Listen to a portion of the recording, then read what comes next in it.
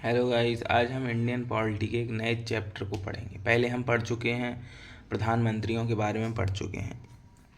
आज हम पढ़ते हैं कि भारत का एक अटॉर्नी जनरल ऑफ इंडिया होता है। आर्टिकल 76 में क्या दिया गया है? भारत का एक महान्यायवादी होता है। तो महान्यायवादी कौन होता है? जो भारत सरकार को विधिक सलाह देता है, उसको क्या बोलते हैं? महान्यायवादी। तो राष्ट्रपति उच्चतम न्यायालय के न्यायाधीश नियुक्त होने के लिए योग्य किसी व्यक्ति को भारत का महान्यायवादी नियुक्त करेगा। मतलब किसको करेगा? जो उच्चतम न्यायालय का न्यायाधीश नियुक्त होने की सभी शर्तें पूरी करता हो, उसको। महान्यायवादी का यह कर्तव्य होगा कि वह भारत सरकार को विधि के संबंध में सलाह दे। मतलब इसका कर्तव्य क्या होगा? तो विधि के संबंध में भारत सरकार को सलाह देना।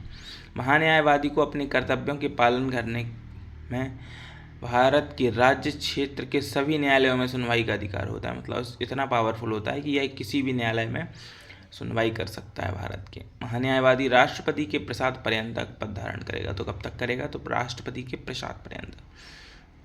महान्यायवादी का वेतन राष्ट्रपति निर्धारित करता है। इसके कार्यकाल की कोई निश्चित अवधि नहीं, मतलब इसका कार्यकाल कितना भी हो सकता है। प्रथम जो थे वो कौन थे? तो MC शीतलवाड़। कौन थे? MC शीतलवाड़। कब से कब तक रहे? तो ये 1950 से 1963 तक रहे। ये लगभग 13 वर्षों तक रहे। ठीक है। महान्यायवादी, भारत के प्रथम महान्यायवादी कौन थे? तो MC शीतलवाड़। यह देश का सर्वोच्च कानूनी अधिकारी होता है। तो देश का कौन होता है? सर्वोच्च कानूनी अधिकारी। भैया भारत सरकार का प्रथम विधि अधिकारी भी इसी को कहते हैं।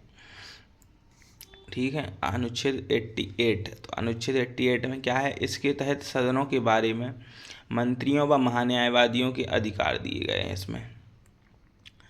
मतलब सदन में अगर मंत्री है या महान्यायवादी है तो उसको क्या क्या अधिकार हैं? तो प्रत्येक मंत्री व भारत के महान्यायवादी को यह अधिकार होगा कि वह किसी भी सदन में, मतलब किसी भी सदन में संयुक्त बैठक में बोल सकता है, वह कार्यवाहियों में भाग ले सकता है, किंतु मत देने का अधिकार महान्यायवादी को नहीं होता है। मतलब मंत्री को तो मत देने का दोनों सदनों में अधिकार होता है, लेकिन महान्यायवादी मत नहीं दे सकता, लेकिन बोल सकता है और बैठ सकता है। महान्यायवादी को संसदीय विशेष अधिकार प्राप्त होते हैं।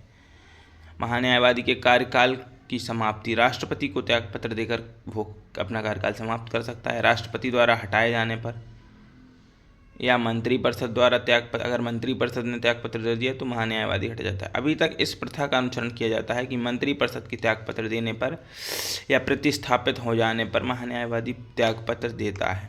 जैसे मान लो किसी भी लोकसभा की अगर मंत्रिपरिषद भंग हो गई तो महान्यायवादी भी त्यागपत्र दे देता है। इसे संसद जैसे अधिकार प्राप्त है। सांसद जैसे सांसद को MLA को अधिकार प्राप्त है, वैसे ही।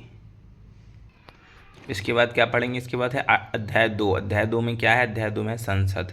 तो आर्टिकल 79। तो संसद का गठन। तो संसद का गठन कैसे होता है? संघ के लिए एक संसद होगी जो राष्ट्रपति, लोकसभा, राज्यसभा से मिलकर बनेंगी। इसको चलो अपन बाद में देखते हैं। आज के लिए इतना ही। अगर वीडियो पसंद आई हो तो लाइक, शेयर, सब्सक्राइब ज़रूर कर दें। महान्यायवादी के बारे में पढ़ा अपन ने। धन्यवाद।